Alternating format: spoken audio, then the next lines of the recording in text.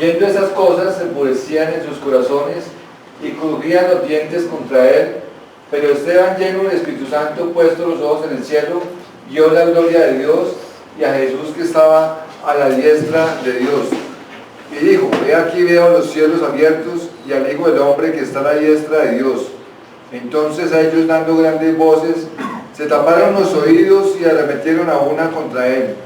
Y echándole fuera de la ciudad, le apedrearon, y los testigos pusieron sus ropas a los pies de un joven que se llamaba Saulo, y apedreaban a Esteban, mientras él invocaba y decía: Señor Jesús, recibe mi espíritu. Y puesto rodillas, clamó a gran voz: Señor, no les tomes en cuenta este pecado. Y habiendo dicho esto, durmió. Aquí la palabra de Dios nos cuenta a grosso modo acerca de la vida de Esteban, del primer mártir del cristianismo. Y vemos cómo Esteban fue un hombre muy especial, un hombre el cual tuvo características dignas de que cada uno de nosotros las imitemos. Y el primer pasaje que nos habla de Esteban justamente tiene que ver cuando fue nombrado como uno de los 7 ayudantes, como uno de los 7 diáconos, como uno de los 7 servidores que iban a servir ahí a la mesa de las viudas. Pero para poder tener él este privilegio de poder servir a las mesas, él tenía que cumplir ciertas características. Y la primera de ellas es que tenía que ser un varón de buen testimonio. Y vemos cómo el buen testimonio es muy importante. Vemos cómo el buen testimonio, la buena conducta, hacen la diferencia entre una persona que cree, entre una persona que es reverente hacia las cosas de Dios y entre otras que no. Hoy en día, lo que menos le importa a la gente es el qué dirán. A mí no me importa lo que piensen, no me importa lo que la gente opine de mí, lo que la gente crea de mí, no me importa la conducta o el comportamiento. Pero a un hombre de Dios sí nos debe interesar eso, nos debe interesar que seamos hombres y mujeres de buen testimonio. Bien dice la palabra de Dios en Timoteo, que aún el joven es conocido si su conducta fuere buena o mala. No importa la edad que tengamos, seamos jóvenes, seamos ya personas adultas o personas que estemos en la senectud, seamos hombres o mujeres, pero todos nosotros debemos de tener buen testimonio. Vemos cómo el buen testimonio es un imán que atrae, un imán que justamente hace que los demás también quieran venir a conocer de este precioso nombre, del nombre de nuestro Señor Jesucristo. Y Esteban tenía ese buen testimonio, pero aparte del buen testimonio, dice que era un hombre lleno del Espíritu Santo, lleno del conocimiento de la palabra de Dios, tanto así que en su defensa que él hace, empieza a hablar de la vida de Abraham hasta la vida del mismo Cristo, dando justamente una exposición acerca de todos esos grandes hombres que han formado historia en el pueblo de Dios. Y aparte de eso también dice que Esteban tenía sabiduría. Vemos cómo la sabiduría debe ser una de las cualidades que también nosotros debemos de pedirle a Dios, como hacía Salomón. Una de las cosas que él clamaba a Dios antes que el dinero y antes que la popularidad, antes que la fama, era que le diera sabiduría. Y vemos cómo nosotros, para poder enfrentar nuestras vidas, nuestras luchas, nuestras dificultades, para poder llevar vidas tranquilas, vidas sosegadas, vidas con gozo, necesitamos sabiduría. Sabiduría para elegir lo mejor.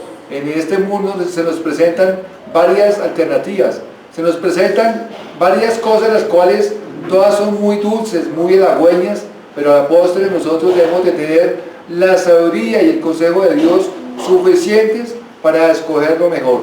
Y esto era lo que justamente tenía Esteban. Y dice que él era lleno de gracia y de poder, y hacía grandes prodigios y señales. Otra característica, Era una persona con gracia, una persona con poder, una persona que al hablar, hablaba de una forma contundente, de una forma veraz, que al hablar, hablaba de Dios, hablaba de su Dios, era celoso de predicar, celoso de evangelizar. Y vemos cómo se encontraba siempre disputando, cómo siempre no podían los fariseos, los saduceos y los del Sanedrín, quienes le estaban juzgando, no podían justamente resistir la sabiduría y el espíritu con que hablaba justamente este siervo de Dios, este Esteban. Y vemos, nos dice en el capítulo 6, versículo 13, que tuvieran que poner testigos falsos que acusaran a Esteban, porque justamente su conducta, su comportamiento, su vida denotaba que era verdaderamente un hombre de Dios. Tanto así que a ellos, en la forma de proceder de Esteban, en la forma como él se conducía, dice que vieron su rostro como el rostro de un ángel, emanaba luz, emanaba que era un hombre de Dios, que era un hombre verdaderamente espiritual, que un hombre, a pesar de que le estaban acusando falsamente, a pesar de que le estaban juzgando falsamente, a pesar de que le estaban recriminando, él dice que su rostro era como el rostro de ver a un ángel, el rostro de un ángel. Y justamente lo que nosotros también debemos de demostrar en nuestras vidas. Cuando estamos totalmente espiritualizados, por decirlo de una manera, cuando estamos muy cerca de Dios, cuando estamos siendo amigos de Dios, cuando tenemos una comunión íntima con Él, incluso nuestro rostro debe cambiar, nuestra forma de actuar, nuestra forma de conducirnos debe cambiar a tal punto de que tengamos este rostro cuando Él estaba cerca de Dios, cuando Él sabía que estaba cumpliendo de una forma veraz, de una forma contundente en lo que Dios decía. Justamente era su rostro el que emanaba en sus ojos y su vista una limpieza y una pureza a la cual nosotros también debemos de tener. Y vemos cómo nos cuentan aquí la palabra de Dios, cómo él conocía toda la ley, era lleno de sabiduría, del conocimiento de Dios. A veces nos llenamos de un poco de conocimiento que muy posiblemente nos sirve en el mundo secular para esta vida, pero qué bueno tener ese conocimiento de Dios, ser doctos en la palabra, ser instruidos en ella, conocer de una forma total, de una forma plena todo lo que ha acontecido en la historia del pueblo de Dios, porque esa historia del pueblo de Dios es la historia nuestra, es la historia de nuestros hermanos, es la historia de aquellos mártires que han tenido que sacrificar y entregar sus vidas por amor a Dios, por amor a su obra. Y esta historia es la que nos debe justamente animar a nosotros a imitar estos dignos ejemplos de vidas santas, de vidas puras, de vidas limpias. Y por eso Esteban encontraba consejo y encontraba consuelo en estos grandes héroes. Y vemos cómo nos narran acerca de todo lo que aconteció con el pueblo de Dios. Nos habla acerca de estos grandes hombres, como fue Abraham, como fue Isaac, como fue Jacob, como fue Moisés, como fueron estos hombres los cuales les inspiraron a este Esteban y en los cuales él tomaba ejemplo. Pero Esteban no solamente se conformó con que le acusaran fácilmente, él también se defendió de una forma contundente, de una forma sabia, de una forma amorosa, como nosotros también lo debemos de hacer en situaciones críticas, en situaciones duras.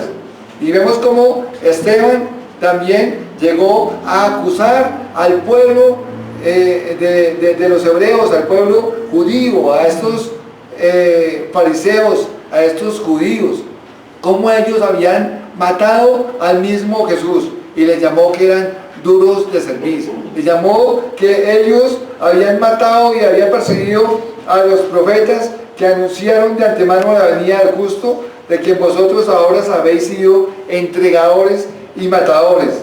Dice que vosotros que recibisteis la ley por disposición de ángeles y no la guardasteis. Y vemos cómo ellos dicen que se enfurecían en sus corazones y cogían sus dientes contra él.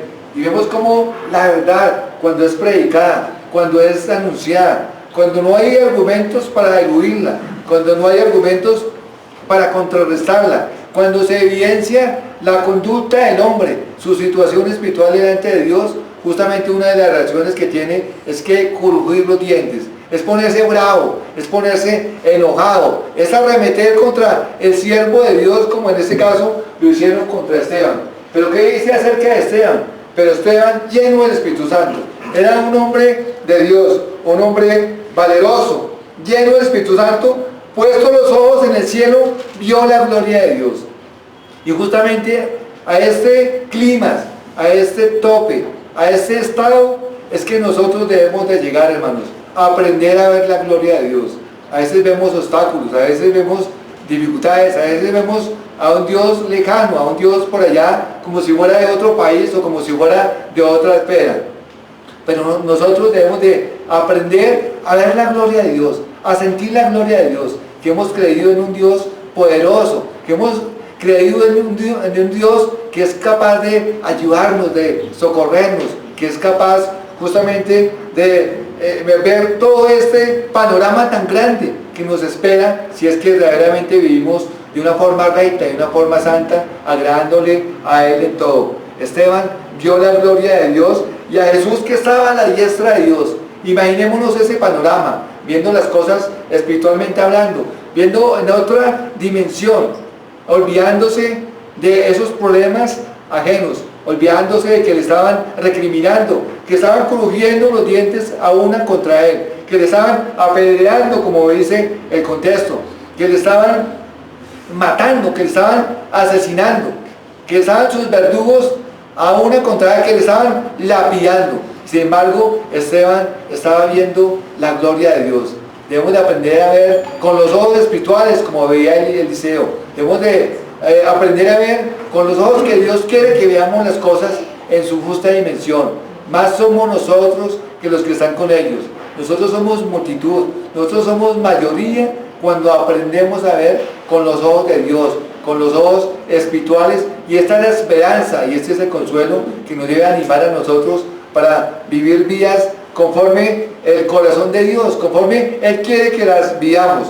He aquí veo los cielos y al Hijo del Hombre que está a la diestra de Dios, viendo un panorama totalmente espiritual. Y es el panorama que nos han dejado muchos hombres, los cuales están en el momento ya de dormir, en el momento ya de partir. Cuando uno está en esa situación, cuando uno está bien delante de Dios, cuando uno tiene la plena, absoluta seguridad de que ha hecho lo correcto, de que se ha arrepentido y que tiene una vida transformada, justamente uno ya empieza a ver el panorama espiritual y olvidarse aquí del panorama de esta tierra.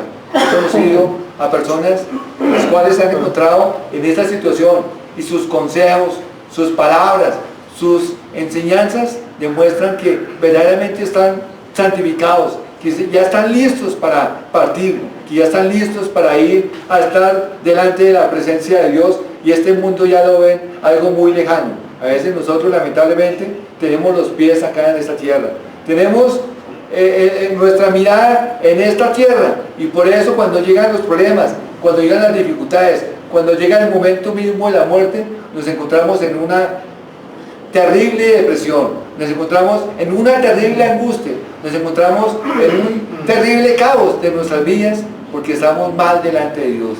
La confianza que da Esteban, la confianza que dan los hombres de Dios, es la que nosotros debemos de aprender a mirar con los ojos espirituales. Dice que ellos, dando grandes voces, se taparon los oídos y arremetían a una contra él, y echándole fuera de la ciudad, dice el texto, dice que lo apedrearon y apedrearon a Esteban, mientras él invocaba y decía: Señor Jesús, recibe mi espíritu. Qué hombre de valor, qué coraje, qué santidad que tenía este varón, este Esteban, en medio de ese apedreamiento. Imaginémonos por un momento que fuera usted, o que fuera yo, o que fuera cualquiera de nosotros, que nos estuvieran matando, que nos estuvieran asesinando, hombres malos, hombres perversos, sin haber cometido nosotros ninguna falta, siendo inocentes, siendo nosotros puros, siendo nosotros limpios, y nos estuviesen matando, apedreando. ¿Cuál sería su conducta? ¿Cuál sería su comportamiento? ¿Cuál sería su actitud? de maldecir, de desearles lo peor, de desearles que eran la muerte a ellos, que eran asesinos. Pero la conducta de este hombre, de este varón de Dios, fue una conducta totalmente diferente, una conducta conforme al corazón de Dios, una conducta de perdón, una conducta de amor. Dice que y apedreaban a Esteban mientras él invocaba y decía: Señor Jesús, recibe mi espíritu. Él sabía que iba para el cielo, y lo demás era muy secundario, a pesar de su sufrimiento, a pesar de que le estaban mandando no piedrecillas, estaban mandando rocas sobre su cabeza, posiblemente sangrando, porque una persona la cual justamente le tiran piedras, lo más lógico es que sangre, estaría sangrando, derramando sangre sobre su rostro, sobre su espalda, sobre sus manos, y él decía: Señor Jesús, recibe mi espíritu. Es la confianza, es la seguridad de un hombre de Dios. Mientras él le invocaba y decía: recibe mi espíritu, y puesto de rodillas, ya en la agonía, ya en la postrimería de su vida, ya cercano a la misma muerte, el que decía: Señor, no le tomes en cuenta este pecado, y habiendo dicho esto, durmió. Y vemos cómo los hombres de Dios no mueren. Los hombres de Dios simplemente duermen y esperan la venida del Señor con toda tranquilidad.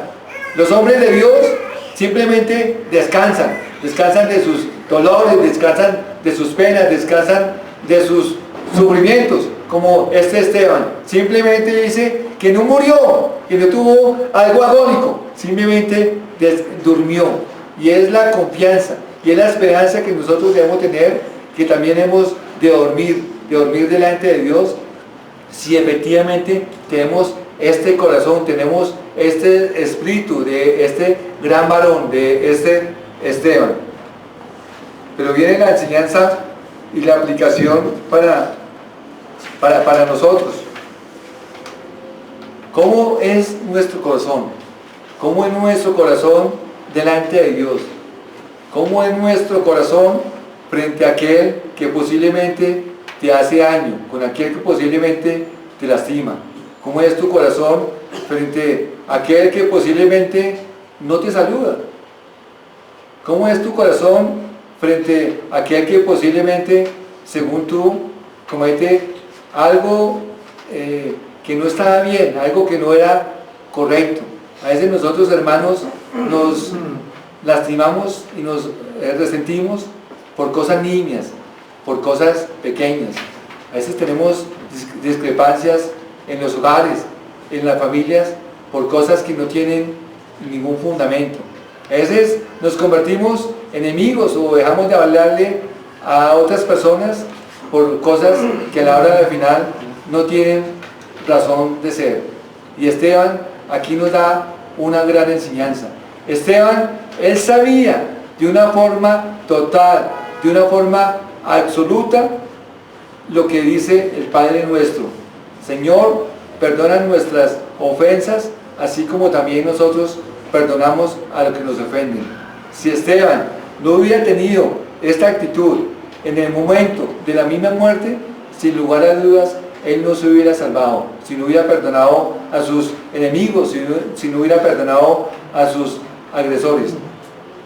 Y eso quiero que meditemos y que reflexionemos en esta mañana, hermanos, que nos aprendamos a perdonar, que dejemos de ponerle tanta atención a cosas que en un momento determinado no son tan significativas, que no son tan importantes. Estamos luchando acá por la vida eterna, y para llegar a la vida eterna Dios va a escoger lo mejor, lo más selecto de este mundo, de esta tierra. Bien dice la palabra de Dios que ninguno de nosotros tengamos alguna raíz de amargura, la cual nos puede estorbar para tener una buena relación delante de Dios. Aprendamos a perdonarnos, hermanos. Aprendamos a tener ese amor de hermanos, ese amor de hermandad. Aprendamos y volvamos otra vez a ese oscuro santo, a ese saludo fraternal, a ese abrazo, a ese decir: hermano, tú me importas mucho, hermano, yo te amo en el Señor. a saber de que todos acá somos importantes. Y no permitamos que de pronto alguna discrepancia, que de pronto algún problema que tengamos con el otro, llámese familiar, llámese amigo, llámese hermano, que eso nos impida gozar verdaderamente de ver la gloria de Dios, que es el objetivo primordial y más importante que nosotros debemos de tener acá sobre esta tierra. Preguntémonos, ¿cómo está nuestro corazón? ¿Nuestro corazón está limpio delante de Dios? ¿Tenemos algo contra alguien? Despojémonos de ese peso del pecado y corramos con paciencia la carrera que tenemos por delante. Dios les bendiga. Amén.